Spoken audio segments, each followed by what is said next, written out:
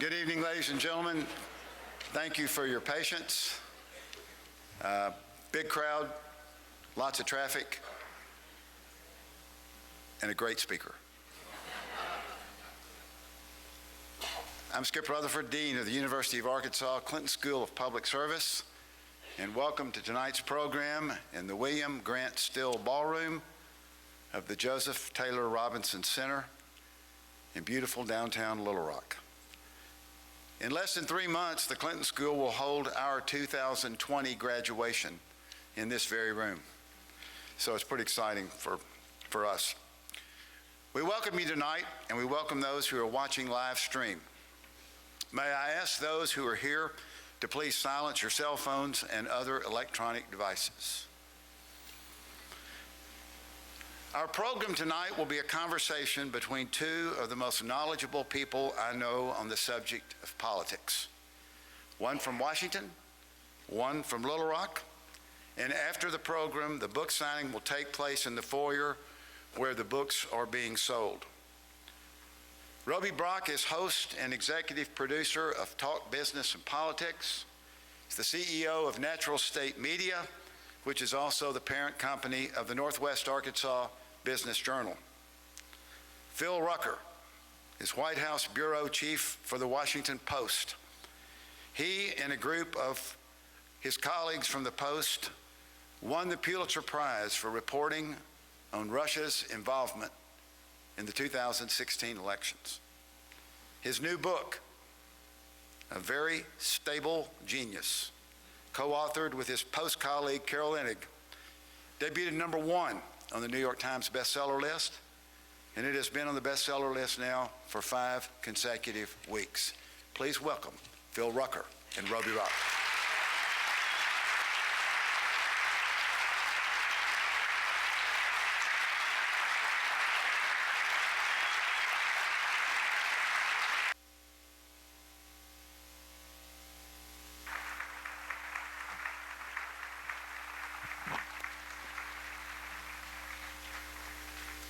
Well, thank you all for coming out tonight. Did you have any trouble finding the place?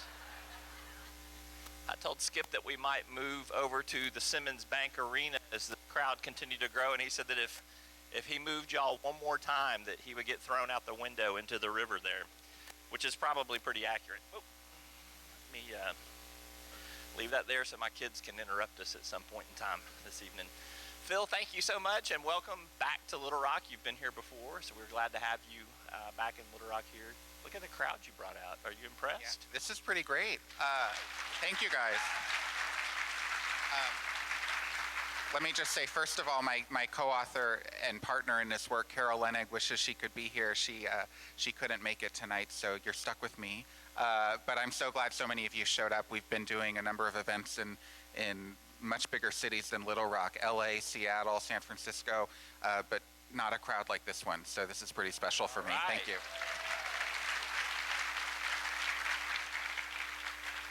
So Phil, because we do have a limited period of time, I want to jump right into talking about some stuff, and we will take some audience questions a little bit later on, so get them prepped and prepared, and I know some people will be moving around on that. But I want to go a little bio first, just for people who don't know you very well. You're from California via Savannah, Georgia, via Yale, now Washington. That's about right. Walk me through your a little bit of upbringing there. So I grew up in Southern California, but in high school we moved to Savannah, Georgia. So I consider myself now a Savannian, a Southerner. That's where my family is and where I go home. I went to college at Yale University, became a journalist there. At the Yale Daily News, and then came to work at the Washington Post right out of college and have not left. So I'm like the only millennial. I technically am a millennial who's been in the same job his entire life, but I love it, and now I cover the White House. So you were a history major at Yale, right? I was, yeah. What drifted you into journalism, the dark art there? The dark art. You know, our slogan at the Washington Post is "Democracy dies in the darkness." So we very much like to think of it as the light art. I started as a reporter my freshman year in college, and I just loved it because I got to stick my nose everywhere And I got to ask questions of people that might have seemed inappropriate for an undergraduate to be asking of the university president or the dean, but I was a journalist, so I got to do it, and really learned the craft and learned how to write stories, learned how to understand a community, learned how, importantly, how to hold officials accountable, and continued that work at the Washington Post. Talk to me about your first trip to the White House as a reporter to cover it up when that was your beat.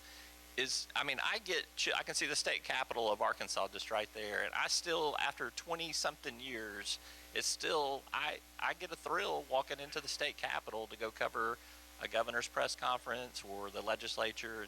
What's it like to walk into the White House every single day to do your job? I still get the thrill too, and I especially get the thrill because I swipe my pass and it still works. But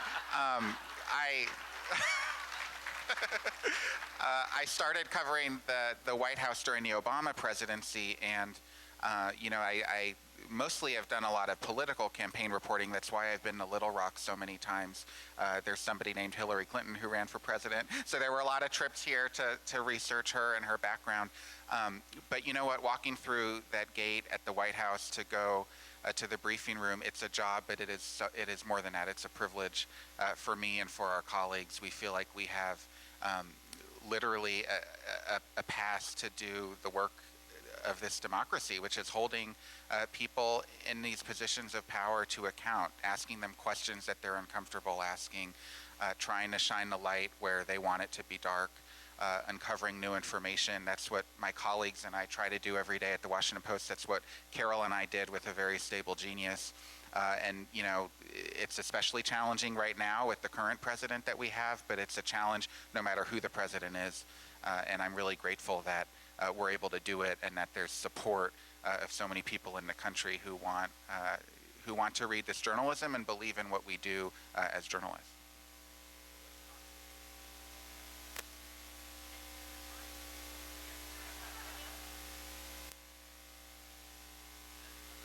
On it there. Oh, there we go. All right. Let's start at the beginning of where a reader would start with your book, and that is the title of the book, A Very Stable Genius. I don't know if that's what you started when you and Carol started thinking about writing the book, but tell me, when did you kind of settle on that as the title? Was it before you got to start writing? Was it in the middle of the process? Was it at the very end when we said, hey, we got to come up with a name for this?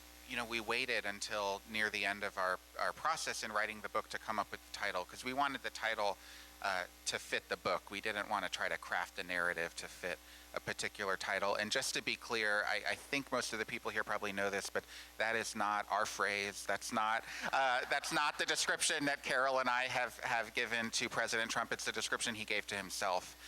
It's something that he tweeted for the first time in January of 2018. There was a national discussion underway about his psychological health, his mental acuity, his fitness to be the president of the United States. And he said, and I'm paraphrasing here, I'm not just a genius, but I'm a very stable genius.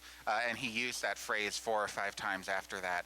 And, when we wanted to come up with the title for this book, we decided we wanted to use the president's own words for the title. And that's for a particular reason. It's not just a history book about this presidency, but it's a character study of the president himself. And we thought, what better title than A Very Stable Genius, his own self-description, how he sees himself, and we can hold it up as a mirror and stress test it against the accounts of the more than 200 senior administration officials, advisors, friends, confidants of the president who spoke to us for this book, against their impressions of him. And you don't have to go that far into the book, I think, to conclude that many of the people who've served the president do not consider him a genius and do not consider him stable. Are you sure about that? So I'm pretty sure. Well, I could make a counter argument there as to where he comes up with that, is that he is very stable in that the chaos that surrounds the Trump presidency is a stable state of chaos. It is there all the time. It is unchanged. That's correct. And you know what? I don't want to make light of this. He actually does have some genius characteristics, and we delve into this in the book. He has an incredible mastery of the megaphone and an ability to communicate with the tens of millions of Americans all around the country, including here in Arkansas, who see him as their champion, see him as their voice, believe he's fighting for them, and he has an emotional bond with them as his constituents and supporters that we've not seen in politics very often. And to the extent that that is a genius characteristic, give him that. Yeah. But he did not come into office knowledgeable or prepared in the traditional definition of a genius. Yeah, or the definition of a politician or a president. I mean, he wasn't well versed in geography or world leaders or deep on policy things. But like you said, I mean, there is some genius component there in that he thinks outside the box, which is what a lot of geniuses do, for good or for bad, depending on where your political perspective. Can I just share a story along the lines of what you mentioned? And it's something that really surprised me and surprised Carol as we were doing the reporting for this book. And it underscores, I think, the extent to which he came into office unprepared for this position. He did his first trip to Asia in 2017 and stopped off in Hawaii to refuel Air Force One, and he did a pilgrimage, basically, that many other presidents have done before, which is to pay tribute to Pearl Harbor, to visit the memorial there, pay homage to all the people who lost their lives on that horrible day. And as he's going out into the water to see the USS Arizona, he turns to his chief of staff, John Kelly, and he says, "John, what is this all about?" Trump had heard of Pearl Harbor. He knew it was some sort of big battle, but he just didn't know what happened there. He didn't know the historical significance of that moment. He didn't know that was the Japanese attack on our country that led us into World War II, the outcome of which changed the world order and made America the world superpower. And John Kelly had to teach him all of this, and it was a really stunning moment for the people who witnessed it and were there, because it was just a reminder that he was elected president without a full sort of knowledge and understanding of the American story. Sure, he brings his instincts and his gut and his sense of what's right for the people he's fighting for in office, but he didn't know the founding or some of these core elements of America's history. What made y'all want to write this book? Well, reporting on everything every day, and the book itself, for those who haven't read it yet, it's there's a lot of things you have read in the news in the book, and then you guys get way under the hood with a lot more detail of other things that you might not have been able to put into a newspaper story. I've been covering Donald Trump from the beginning of his campaign, so it's been 5 years now. And Carol has been an investigative reporter at the Post, covering other elements of the Trump presidency and the Russia investigation and the lawyers over all these years. And we felt like, every hour of every day was a new crisis, a new scandal, a new news headline, a new chyron on CNN, and it got dizzying for us. And we thought, if it's dizzying for us and we can't make sense of it, my God, how are the people who are only tuning in once a day, who it's not their job to watch all of this all day long, how do they make sense of it? And we just felt this urge to hit the pause button and go back and do the kind of rigorous reporting that we don't necessarily have time to do when the news cycles are changing every day, and go back and interview all the people who were in the room. What happened? Why did the president say what he said? What did he say? What motivated his decision, and what were the ramifications for the country of that? And then to take it all together over these 3 years and find the patterns. What can we learn about all of this, these moments that we knew happened, to better understand who Donald Trump is as a man and as a leader, and what his presidency has been like for the country. And so that's what we did with this book. It's a history book, but it's also a character study of the president. So you had to pick some place to start the book, and there were a lot of places you could have leaped off. You actually start with the Mike Flynn story. He's at the center of the very first story in the first chapter. Why did you start there? Well, the book goes in chronological order. In fact, our editor at Penguin Press, Ann Godoff, was adamant that we follow a strict chronological guide. She thought bouncing around would be too confusing for readers to follow. And the very first thing that President Trump did, literally the day after winning the election in November, is Jared Kushner and Ivanka Trump said to Mike Flynn, former intelligence official, former lieutenant general, said, General Flynn, you've been so loyal to my father, you can do any job you want. I'm paraphrasing here, but kind of offered him any job he wanted, and he became the national security advisor. And that was one of the very first appointments that Trump made as the president-elect. He was selected for that position without the traditional vetting. And a lot of what was known publicly at the time about him, his coziness with Russia, his Islamophobic rhetoric, concerns about his temperament and managerial style when he was at the Defense Intelligence Agency were known to the public, but it didn't matter because he had been loyal to Donald Trump during the campaign and was selected as National Security Advisor. We think it's an important moment because it underscores a prevailing theme throughout the Trump administration and the White House, which has been loyalty to the president.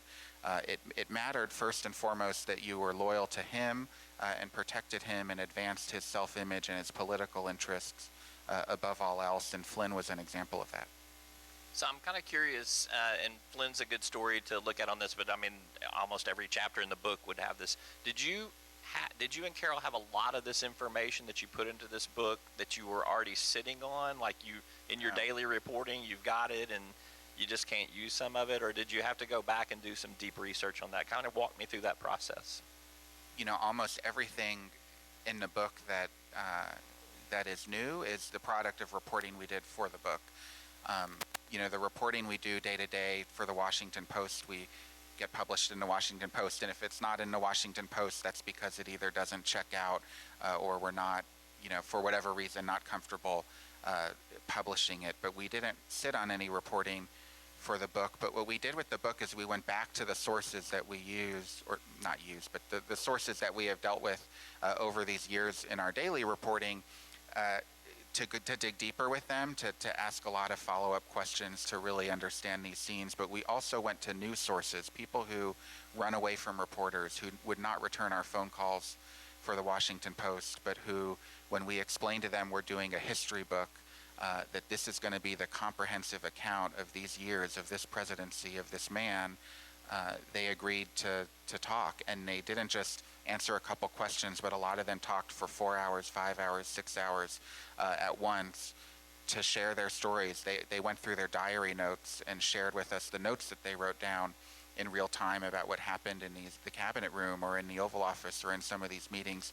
We reviewed calendar entries to make sure we got the dates right. In a few cases, we reviewed private video recordings that haven't been released so we could see with our own eyes what was happening. And everything in the book is written in this kind of omniscient narrative voice where we're bringing you into the room and we're sort of the eyes and ears, but know and understand that every scene, every quote, every page in this book has been scrupulously vetted and fact-checked with as many people as we could find to verify it, and it's the closest version to the truth that we could determine. Did every one of those conversations with some of those sources begin with, now this is off the record, right? So how did you kind of guard and protect some of the anonymity for some of them? Yeah, so a lot of these interviews, most of them actually were conducted on the condition of anonymity in a form of what we reporters call background, where we could use the information in the book. We can quote dialogue from the room, but we don't attribute it directly to the source. So it's not clear as you're reading the book who it is that provided that information. And that's important because it protects their identities. And the reason officials wanted to speak to us anonymously is because they feared retribution from the president. They knew, many of them still work in the government, by the way, but those even who've left the government knew that the president is vindictive and will seek to retaliate against anybody who he thinks betrayed him. And in his mind, betrayal is talking to a reporter about what happened in the room. And we've seen actually in the last few weeks what that can look like. He's been on a campaign for retribution and revenge since the impeachment vote by the Senate. In the Senate trial, Lieutenant Colonel Alexander Vindman was removed from his job at the National Security Council because the president thought he had betrayed him. He was simply responding to a legal subpoena from the House and shared his truthful account of what he witnessed and experienced on the National Security Council. But that's an example of the kind of revenge the president can see. And you're sure your White House pass still works? Your badge still gets you in? We'll check on Monday, but All I right. think it still works. I want to ask you about a couple. I want to call them characters in the book. They're real people. They're real life. But I mean, the way that you guys kind of write the narrative here, you hear these stories kind of from their perspective, and you've got quotes that I'm sure are recreations of some things. You didn't recreate them, but they've been told to you in some sort of recreation. I want to start with Chris Christie. Actually kind of comes off sounding like one of the smartest guys in the room. He gave Trump a lot of advice that Trump did not follow that came back to bite him quite a bit. How would you assess Chris Christie and Trump's relationship? You know, Christie's such an interesting figure in the Trump orbit. They're friends and have been friends for many years, predating Trump's entry into presidential politics. Christie, of course, was the campaign trail, sidekick / bulldog / attack dog in 2016.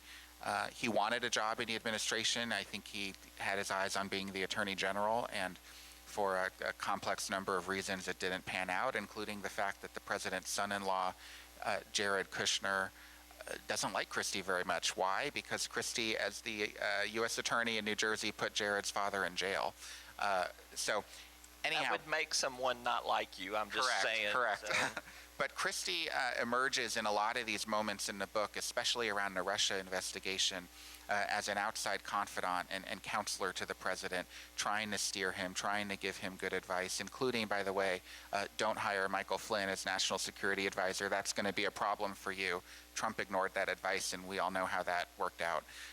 But there's a great Christie story, if I can take a minute to share it, in the end of 2018, when Trump is getting rid of John Kelly as the White House chief of staff. This is in the book. And he wants Christie to come in to be the new chief of staff. And he calls Christie and says, come down to the White House. I need to meet with you right away. Come in for the residence, just you, me, and Melania. And so Christie, on the way down from New Jersey on the Amtrak, gets a call from Rudy Giuliani to tip him off that the president's going to offer you chief of staff. So Christie then calls Jim Baker, who was the former chief of staff to President George H.W. Bush, to get some advice. Jim says, you're about to be offered the worst effing job in America. But Christie comes into the residence. He has this meeting with Trump and Melania. They talk about the job. Christie says, how is this going to work with Jared? Is Jared still going to be in the White House? And Trump says, don't worry about that. Don't worry. That'll all be smoothed out. It'll all be fine. Ultimately, Christie decides not to take the job. But as he leaves the White House that night, he had been secretly brought into the White House. Nobody knew he was there. He's on the train heading back to New Jersey. He's about 90 minutes into the train ride, and his phone buzzes. And it's a news alert from Axios saying Trump wants to hire Christie as the chief of staff. And Christie thinks, gosh, how did this get out? Nobody even knew I was here. Nobody knew this conversation was going on. The next day when he calls Trump to say, no thanks, I'm not going to take the job, Trump says, by the way, wasn't that a great story in Axios? And Christie says, sir, I was wondering about that. How did they find out? It was just you, me, and Melania. And Trump said, oh, I called him. I told the reporter. He's a great guy. And Christie's thinking to myself, thank God I didn't become your chief of staff. You are leaking on yourself. It was one of those moments. A funny part of that story you talk about, he was just kind of summoned to come to the White House. People get summoned to come to the White House all the time in the Trump administration. I don't think there's a day that gets planned in advance in the Trump administration, is there? It just seems like every twist and turn in the book, it's a hastily called meeting, or it's a hastily called crisis meeting to repair something that's been done. I mean, it just seems like total chaos up there, which is what is reflected for us.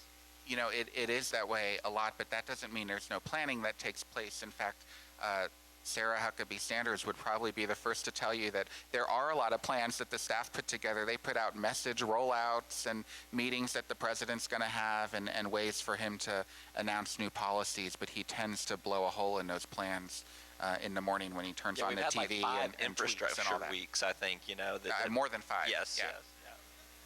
I didn't mean to interrupt. Finish it, yeah. Another character in the book, and I can't figure out how I feel about him, to be honest with you. From the stories that are told in there, he is a sympathetic character to me, and at the same time, I'm disappointed at times, and at other times, I'm appreciative at times, and that's General Kelly when he was chief of staff. How do you think history is going to remember General Kelly?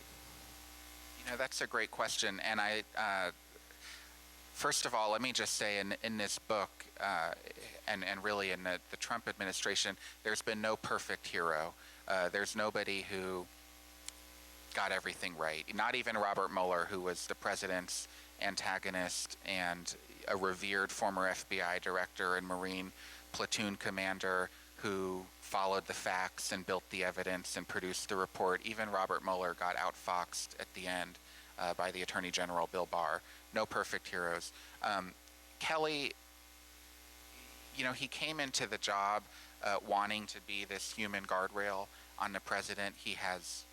He's obviously a 4-star Marine Corps general, had a revered military background, was admired for his leadership skills and judgment at the Pentagon, and came in trying to teach the president. He wanted the president to succeed. By the way, all these people wanted the president to succeed. That's why they went to work for him. And Trump kind of ground through Kelly. And, Kelly, there were moments of heroism from Kelly where he, in the estimation of a lot of people we interviewed, tried to do the right thing. But there were also moments where Kelly buckled, and he was very much a proponent of a lot of the anti-illegal immigration policies that the White House had advanced. He, had some comments that a lot of people inside the West Wing were really upset by and struck by. And at the end, he left in fairly unceremonious fashion. And you now see the president tweeting all kinds of stuff about him, including that Kelly was not equipped to handle his genius. But I don't know how history will remember Kelly or any of these people, by the way. A lot of them came into this job thinking that they were there not because they thought Trump was saving America, but because they had to save America from Trump. That's the mindset that Kelly had. Jim Mattis, the defense secretary, Rex Tillerson, the Secretary of State. But, history is going to have a judgment at some point, and I don't know what that is. Yeah, H.R. McMaster, too. I want to talk about Tillerson because he's another seminal figure in the book. I want you to tell the story, if you would, of Rex Tillerson standing up for the men and women of the military after Trump had derided them in a kind of a closed meeting there. So this is one of the more harrowing episodes that we learned about in reporting on the book. And by the way, it's not a secret that this happened. The president did a meeting in July of 2017 at the Pentagon in a sanctum, a sacred space called the Tank. It's a room. It's the Joint Chiefs of Staff conference room where military leaders for generations now have decided matters of war and peace. And Mattis, Tillerson, Gary Cohn, the economic advisor, they had all grown alarmed about 6 months into the administration with the president's lack of knowledge about military deployments around the world, his lack of appreciation for our alliances, his confusion between friend and foe, sort of wanting him to understand the world. And so they figured they'd put together this tutorial session. They brought him into the Tank. They do a slideshow to teach him, here's where we have bases. Let me explain why we have so many troops deployed in the Korean Peninsula. Here's why we have NATO. Here's what NATO does. Here's why it keeps us safe. And the president really did not like the Schoolhouse Rocks vibe. And he starts barking and bellowing at the people in the room. And by the way, it's dozens of people in the room, including the uniformed brass of all the armed services. And he says, the war in Afghanistan is a loser war. You guys are losers that we haven't been able to win that war after 17 years. Then he said, you're a bunch of dopes and babies. This is what he told the military leaders. And the third thing he said really stuck with people in the room, and they decided, many of them told themselves they would never repeat it again until they met me and Carol. But the president said, I would not go to war with you people. And Mattis didn't say anything. He's genetically a Marine, and he follows the chain of command, and this is his commander-in-chief, and he's not going to confront the commander-in-chief. Mike Pence, the vice president, he was silent too. His son has served in the military in Afghanistan, but he didn't even stand up to say, no, sir, that it's not a loser war. My son served there. He was a wax museum figure, according to the people who were in the room. The one person who stood up was Rex Tillerson, who never wore the uniform, but members of his family had. And he said, Mr. President, sir, you're wrong. People don't join the military to make a profit. This is not about earning money for the U.S. You shouldn't be disrespecting these members of the military. After the meeting broke up, Tillerson was in the hallway and told a number of his counterparts in the administration, the president is an effing moron. And he spelled out the word, of course. And, it was one of those moments that stuck with everyone who was there, and it really ruptured the relationship between Tillerson and Trump. He stayed on as the Secretary of State for some time, but it was never the same. And he, of course, got fired by tweet in March of 2018. Speaking of the effing word there, it's replete in the book. Did you have to take a class at Yale to learn how to properly use the F-bomb in writing prose? I'll just correct you on one thing. It is replete in the book, but I think it's entirely in dialogue. It's not a word that Carol or I would use in our narrative prose. But the book is full of dialogue from the president, and that is one of his favorite words, and it comes up a lot. He uses it a lot to dress down his aides, to bark at people in the government, and in this case in the Pentagon, at the people in the military. All right, one more figure that I want to kind of explore, because it's not somebody that I paid a lot of attention to during all this, and there's quite a bit in the book about her. It's Jane Raskin, who was one of the attorneys that came in late. I think she and her husband came in when Rudy Giuliani came in to defend the president during the Mueller probe. And she, to me, seems like she really, at the end of the day, she was an ace card for the president. She was, absolutely. So Jane and Marty Raskin are two of the lawyers who came on to the president's legal team during the sort of second half of the Mueller investigation.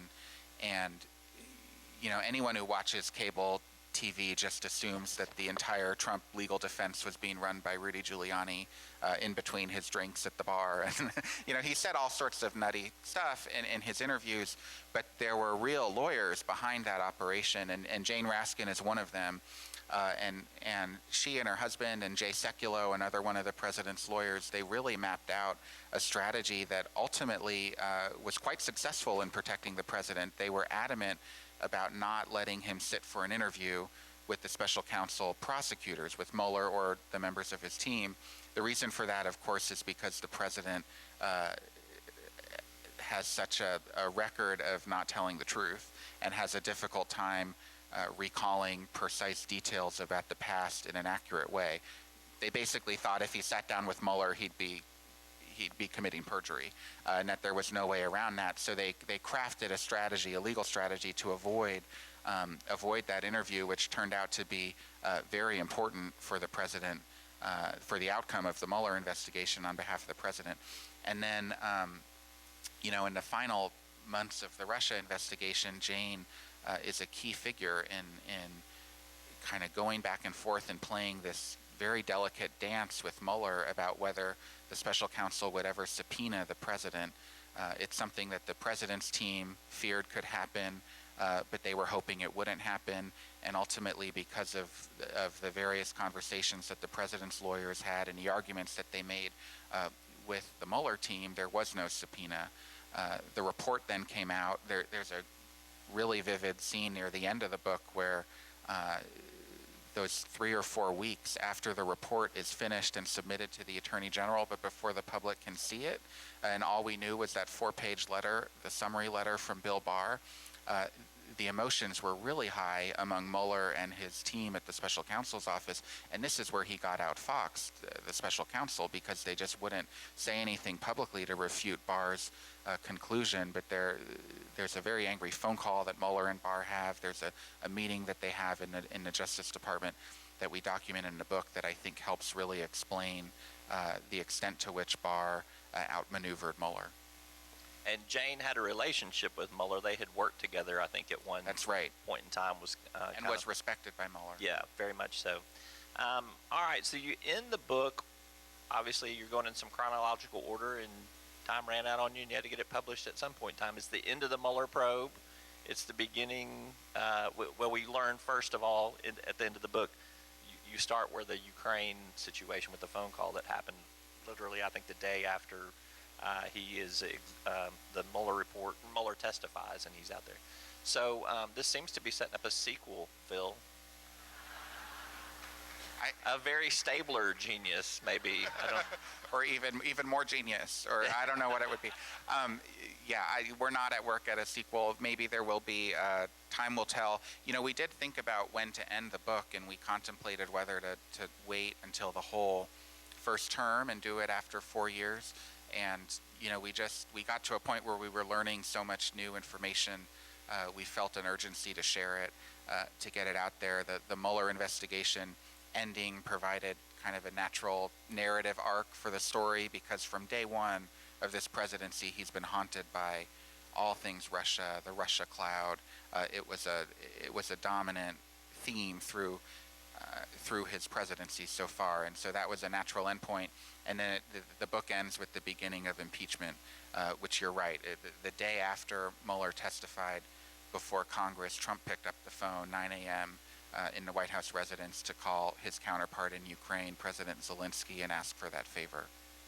What was something that you didn't know that really surprised you when you found out as you're doing your research for this book? Was there any one or two things that just particularly kind of blew you away? Maybe you had a suspicion of something, or you had no clue as to how something unfolded, but you discovered the truth. Yeah. So one episode that really surprised me, which we talked about before, was the trip to Pearl Harbor. I mean, I just couldn't believe that, but that was true. You know, the prevailing thing that surprised me is that as we were doing this book reporting, everything was so much kind of worse than we knew in real time. And I don't say that as a judgment. What I mean is, we knew that Trump was an abusive manager, but to see it up close and hear the stories firsthand, he's more abusive than we knew. He can be more cruel than we knew. Things were more chaotic behind the scenes than we knew. The management style, I think, really stuck with me and Carol as we talked to sources for the book, and you can see the human toll that this took on people. H.R. McMaster, a lieutenant general in the Army, one of the nation's premier military intellectuals, he came on as the national security advisor after Michael Flynn was forced to resign 24 days in. And H.R. McMaster, Trump didn't really like him. McMaster was very smart, had kind of a lecturing style as he would do his briefings. Trump didn't take to it. And Trump would openly mock him in the Oval Office. He'd puff up his chest and say, you know, I am General McMaster, here for your briefing, sir. Like, to make fun of him because he's a military general. That was going on in the Oval Office, that surprised us. It surprised us that he would call Kirstjen Nielsen, the Homeland Security Secretary, late at night after watching Lou Dobbs' show on Fox to say, I want you to do what Lou said. Lou has these great ideas, and she would have to say, you know, Mr. President, sir, those ideas just aren't legal. We can't do that. That's against the law.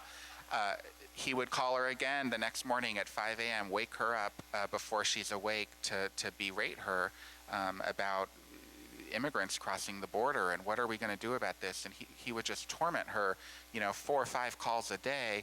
And then he would mock her too. He would say, you're too short to be my Secretary of Homeland Security. You're only 5'4". You don't have the look to be doing border enforcement. So those sorts of details that we learned in his book reporting were surprising. And of course, the Department of Homeland Security does more than just immigration, which was a challenge for her as well. Kirsten was one of the people in the book that had to frequently tell Trump no to his ideas. Another one was Don McGahn, who I think got tired of being the guy that told Trump no all the time. Just to be clear, they don't tell Trump no because in most cases, they don't tell him no because they don't agree with him or they think it's bad policy. A lot of times they tell him no because it is against the law. It's not something that the executive can do. There's a moment in the book when Trump is having a meeting with Rex Tillerson, the Secretary of State, and says, I want to get rid of the Foreign Corrupt Practices Act. This has been on the books for decades now.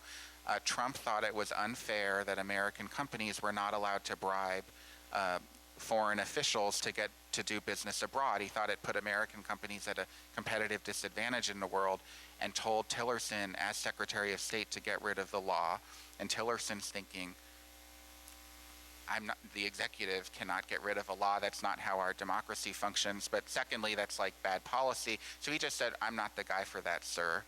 And then Trump calls Stephen Miller in and tells Stephen Miller to draft an executive order to get rid of this law. It never happened because, of course, that's not legal and couldn't happen. But those are the sorts of examples where people are telling him no. Do we want to open it up for some questions from the audience? I think we may have some. There's a hand up right back here if we have a microphone. Yes, sir. Stand up. Yes, sir. Let them bring the microphone to you here. Thank you. Should we expect anything different in the second term?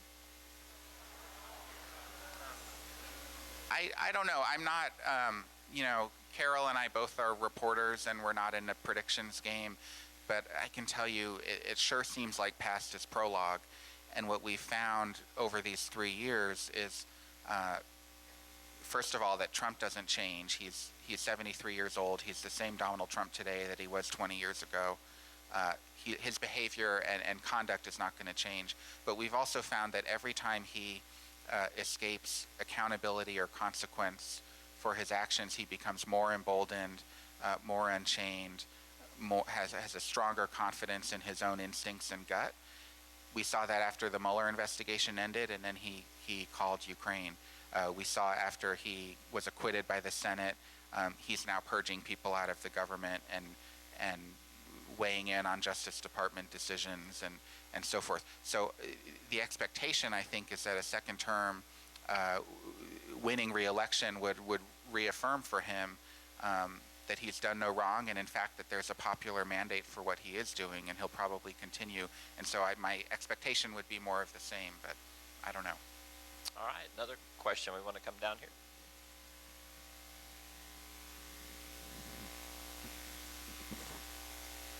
Would you comment on the role of the White House press secretary in this administration, and particularly Sarah Sanders?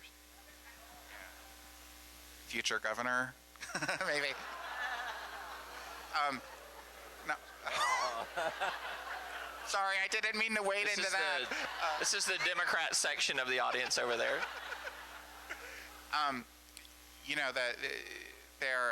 We're now on the third White House press secretary. Her name is Stephanie Grisham. You guys probably don't know much about her, and the reason for that is she doesn't do press briefings, and it's not funny too. This is a taxpayer-funded position. The press secretary is the representative of the U.S. government, and there's been an obligation and a norm in this country for the press secretary to conduct regular, if not daily, briefings in public to the press to answer questions on behalf of the federal government about whatever's happening in the news, whether it's coronavirus or anything else, world events, bombings around the world, what have you. Sean Spicer did these briefings. They didn't work out so well for Sean Spicer. His reputation suffered. The president mocked him for it. And that was a lesson, I think, for his successors, that there's a hazard in doing these briefings. Sarah Sanders, to her credit, did continue the briefings for some time. She did them even when she was being instructed by her boss to lie to the public. She did lie to the public on numerous occasions.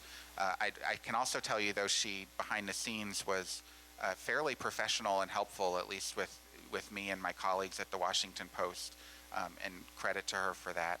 But she decided during her tenure that the briefings were not effective. The president didn't want her doing the briefings.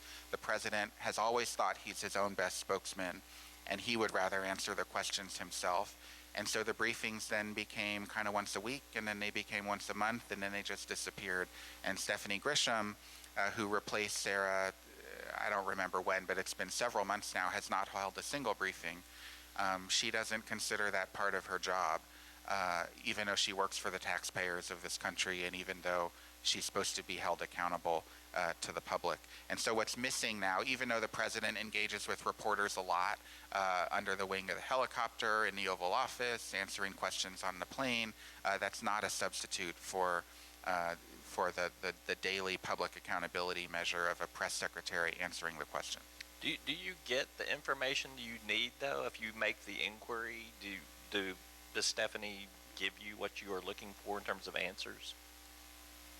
Sometimes, the best reporters on the White House beat work sources, and and this goes back to other presidents too. They've never relied only on what the press secretary says for their information. Oftentimes what the press secretary says, and this was true in the Obama administration too, is not the full truth, not the full story.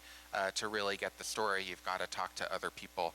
And so we continue to do that. And when we have questions we want answered at the Washington Post, our team can call any number of sources to try to get that information. But what's missing is the kind of on the record forced answer from a public official to say what's really happening.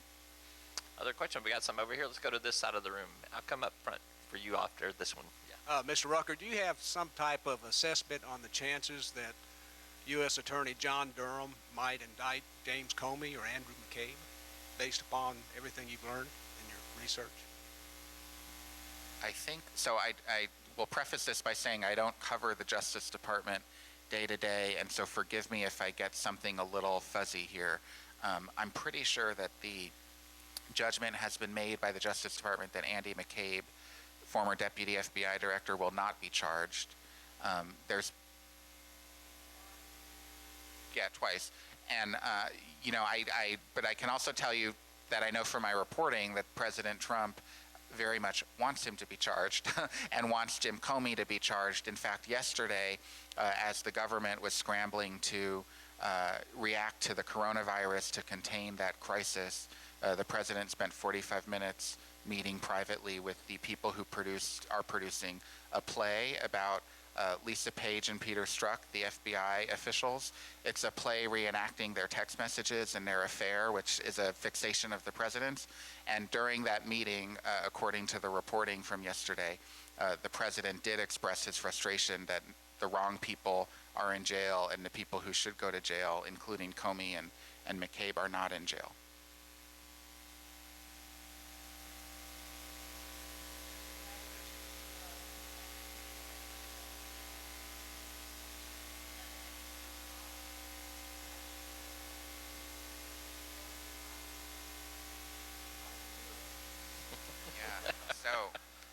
It's a treacherous question, Phil. It is a treacherous question, but it's been fascinating to watch, actually.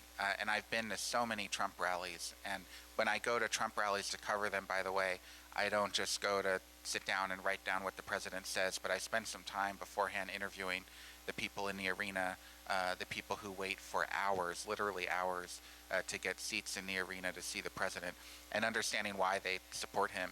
And a few things have come through in those conversations. One, they think he's fighting for them, and he's their voice. It doesn't matter that he has a different lifestyle or life than they do. It doesn't matter that he has nothing in common with them. What matters is that he is giving voice and a platform to their grievances.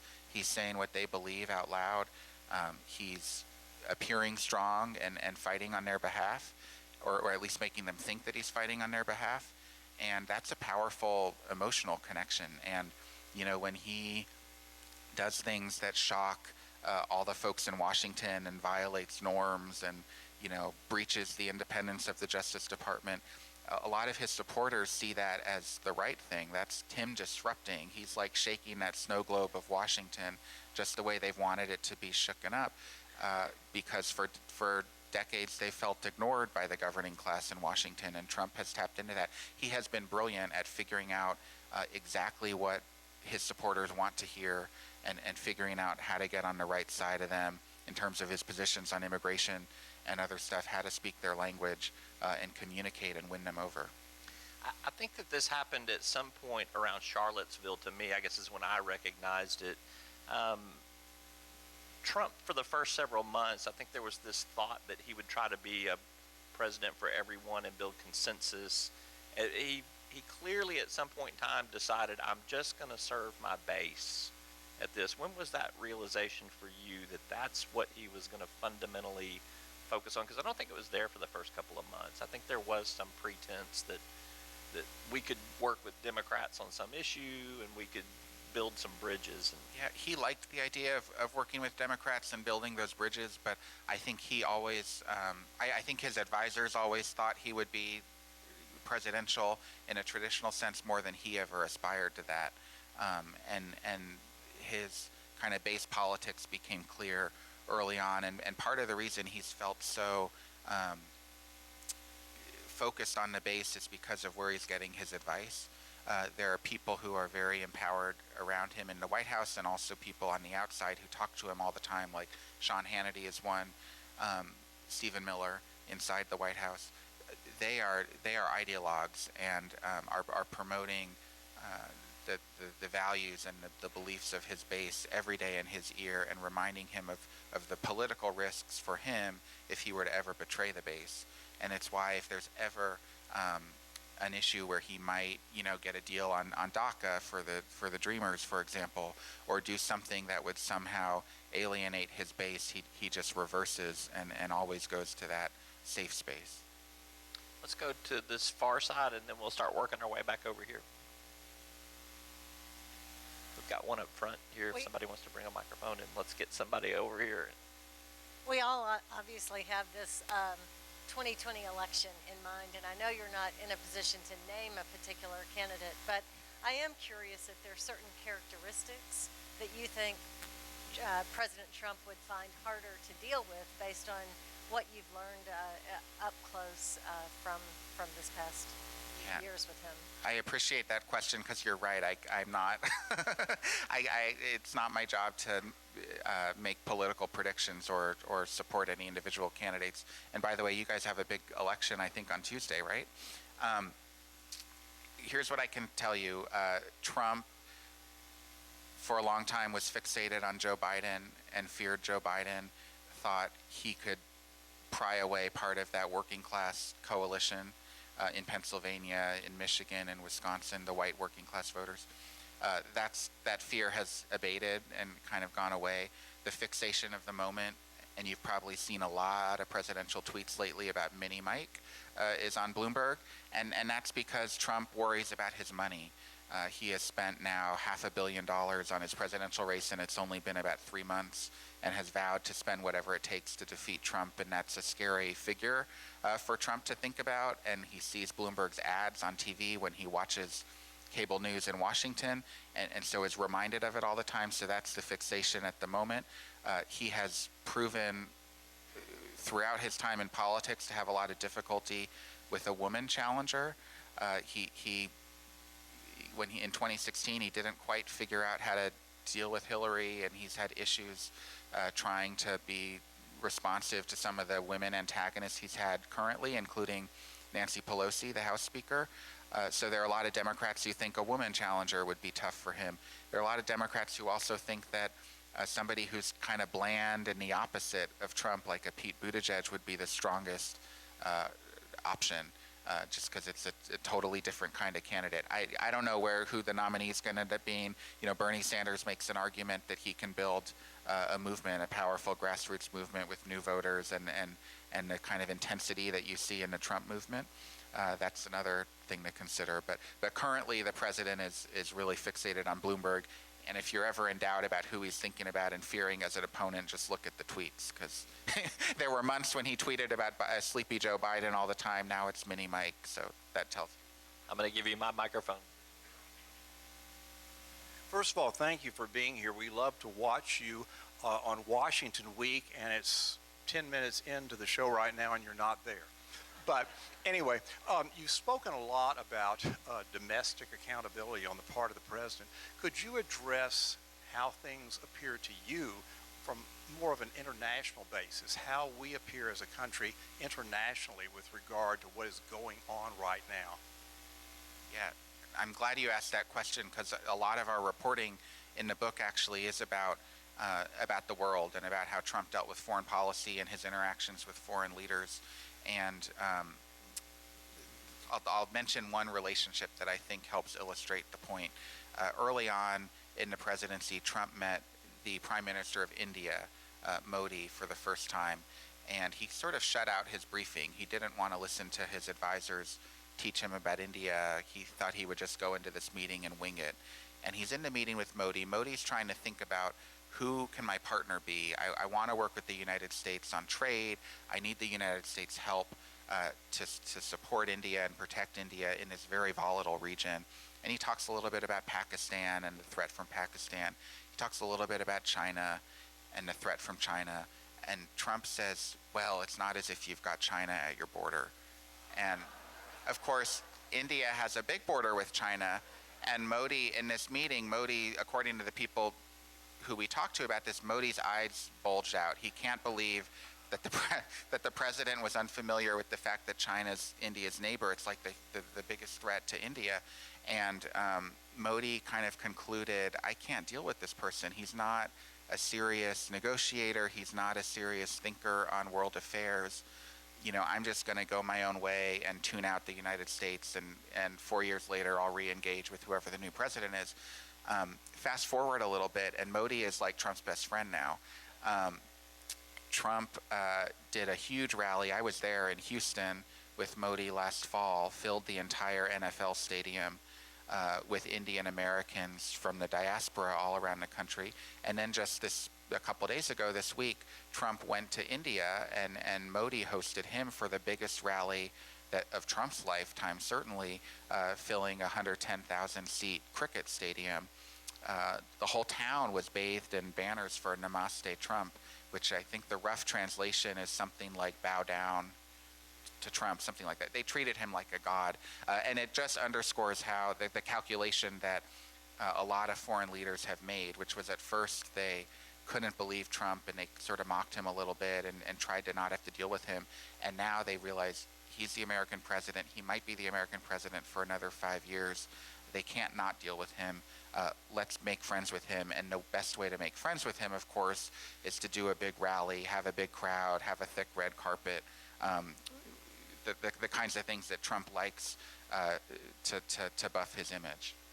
All right, 2 more questions. We're going to do one here, and then you get the last one standing up right there. So I'm going to preface this by saying that I have read or listened to every Stephen King novel. This novel gives me way more nightmares than any of his. The question I have is, how do you address, what would be your advice to me when people make the comment, well, it's all based on anonymous stuff. How could it possibly be true? It's all anonymous. You're a horror fiction writer, aren't you? So the first thing I'll say is Stephen King has actually read A Very Stable Genius, and he tweeted about it a couple of weeks ago and encouraged people to read it. So it has Stephen King's stamp of approval. But in all seriousness, I really appreciate the opportunity to answer this question, because a lot of people don't necessarily understand what it means to have an anonymous source. That doesn't mean the information's made up, it's real. It doesn't mean that Carol and I don't know who the source is. We do. The information comes from interviews that we have with people face to face. We know who they are. We do everything we can in our reporter toolkit to vet their information, to stress test it against the public record. Does the date line up? Does this person have a history of lying? Is this a trusted source? And the reason that they're anonymous in the book, and I think I mentioned this earlier, is because of all the retribution that they would face if they were to be named publicly. They're not willing to do that, and we as serious reporters protect their identity and don't make light of it. I mean, we don't tell anybody who these sources are, but that doesn't mean they're fake. They're real sources. It's real information. It's been fact-checked and vetted, and we have a scrupulous process for our stories at the Washington Post, and we apply the same standard to our work with this book. All right.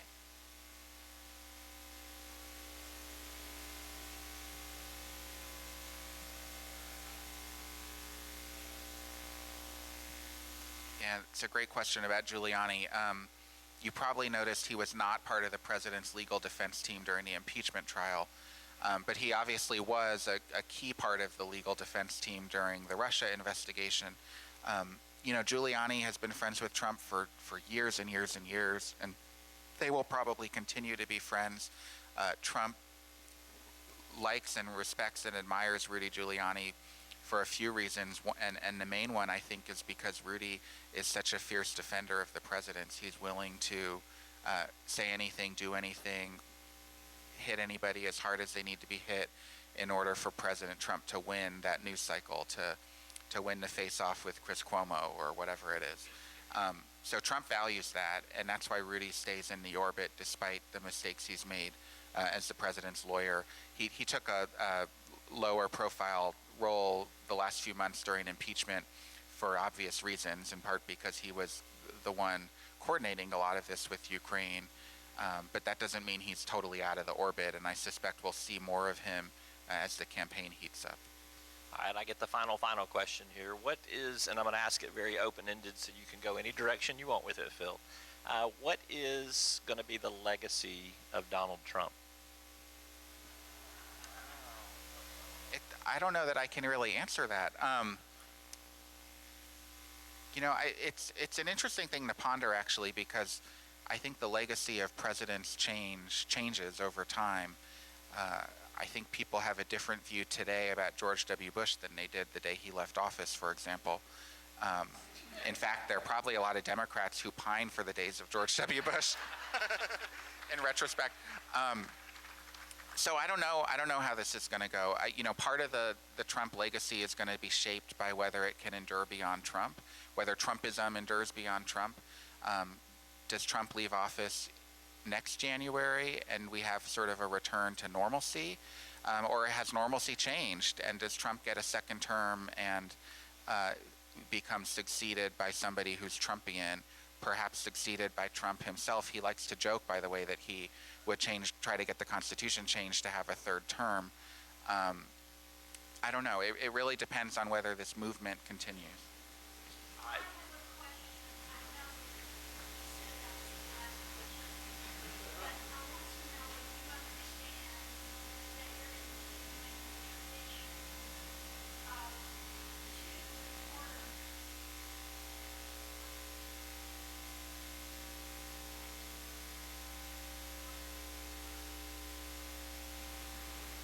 Think about Woodward and Bernstein. Well, thank you for that. Bob Woodward is a friend and colleague at the Washington Post and a mentor, and to be even considered in his class is the highest honor for me and for Carol. So thank you.